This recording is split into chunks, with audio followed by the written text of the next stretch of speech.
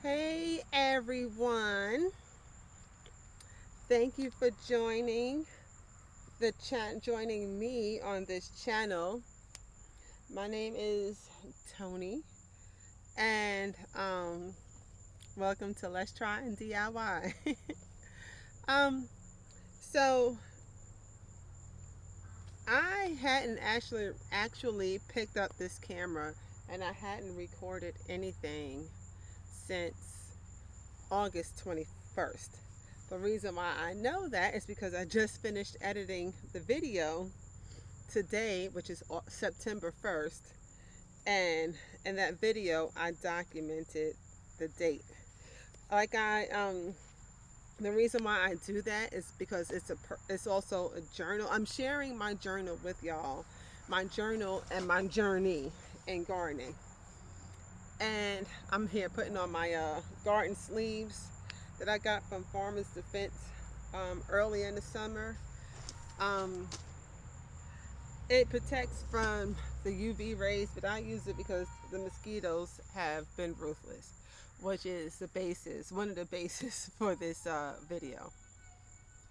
Um, I was in a little bit of a garden funk, meaning I didn't hate my garden. It was just that it was so hot. I was getting attacked by mosquitoes. I would love to come out here first thing in the morning, but most times, Monday through Friday, unless I take a day off, or if I'm on vacation, I can't get outside at. Oh, I don't know what that noise is. What is that? I don't know if y'all can hear it or not. Anyway, um, yeah, I cannot get out here Monday through Friday at like the break of day at 6 o'clock in the morning during the summer because I work. Um, it would be wonderful if I was able to do so. Maybe one day this channel will be monetized. So this year, I would like to say it's the first year that the garden has gotten ahead of me. My very first year gardening, it's gotten ahead of me because I didn't know what I was doing. I refused to eat food that grew outside. That's dumb, like ridiculously dumb.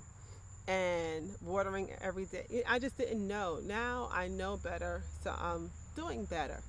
So this year, it was just extremely hot, and I know a lot of YouTubers have mentioned that the humidity was out of control. This year, I'm dealing with leaf-footed bugs. I know I've said that on a couple of videos, but I've never dealt with that before. It was always the squash bugs, squash vine borers, and some aphids here and there, the typical stuff. But it was just wild. But it also gave me, even though I quit for like 3 weeks because I was busy, but it also gave me a chance to reflect on what I could do better. And some of the things I thought of was one, everything was so crowded together. In the middle of my garden, like where the two smaller raised beds are, then I have the three green stalk planters right in the middle. My um, my lemongrass grew out of control. Usually I have my lemongrass over here near my shed where I'm recording at now. The lemongrass is always here or in a container, and that's it. But in that location, not only is it in a raised bed and it has more space to flourish. I don't know how it has more space to flourish than it did in the freaking ground over here, but it's in a bed where I have the soaker hoses. So it's getting consistently watered. And when I say that lemongrass is out of control, it's out of control. So those green stalks I need space. Everything is just crowded in that one particular area. And the spring, when I first started planting in that area, it was fine because everything was about that big. There was seedlings starting to grow, so I had plenty of space. I could see nothing was crowded. Everybody was getting sun and air circulation going through, and now it's just wild, and it feels like it's a breeding ground. I'm not able to walk through as freely as I did before. And also, yes, I have a bunch of cardboard and mulch. I still hadn't done my chip drop stuff, by the way. I'm going to try to do that. But the grass has just grown straight through because I guess a lot of the rain and uh, we just took our time cutting the grass, so the grass has grown a little bit in certain areas, and we things happen. It's outside. It's outside. This is not a controlled area. We're outside. It's not like we're in my bedroom and weeds are growing out of control. That'd be crazy, right? But also I would like to say that I do not think I will be growing in containers next year. When I say containers, I mean like the fabric pots. I might just condense that because I find it hard for me to keep up with watering those. And that area has a lot of sun, and I noticed that the fabric pots dry out rather quickly. So I want to find some sort of remedy for that. I've seen something either on TikTok or YouTube where she has her fabric pots and like a kiddie pool and bottom waters. That's a great idea, but will it attract mosquitoes? I don't know. So things that I have growing in those fabric pots now in my garden, they're not thriving and surviving like they should. And yeah, I have the soaker hoses, and I also have a water hose where I can hand water. But I think I kind of got lazy, and I'll admit it, maybe a little bit overwhelmed. Maybe this summer, I picked up a lot of overtime. I think I mentioned that here and there throughout different videos about me working and working so much. And again, the heat has been a factor, and the mosquitoes. You see me, I've been scratching ever since I hit the record button to talk to y'all. So yeah, so things that I will do next spring, summer season, I will move the green stalks along the side. I won't have that middle section area where the helicopter is that I have in the middle of my garden. It's going to be clear of everything except for the helicopter and the two smaller raised beds in the middle. And I'm not going to hold you. I honestly considered just growing everything in ground like how the tomatoes were. Another thing is, obviously, every year I say this and I make the same mistake because I underestimate tomatoes. I do not believe I will grow so many tomatoes so close together, which was another cluster freak. There was just too many tomatoes. I think between some of my tomato seeds had failed that I started, so I bought some, whether it be from like the next door app or when I volunteered sometime at a food shuttle that they have their own farm.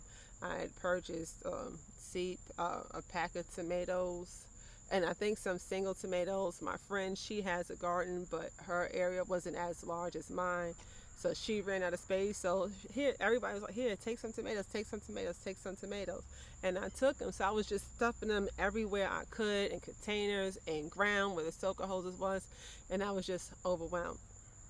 So I think also I know now that tomatoes can be very heavy, and I'm going to have to invest in some more cattle panel to use as a trellising system for my tomato plants. Um, let's see. The peppers I had a good experience with, especially this is my first year growing the Trinidad scorpion peppers.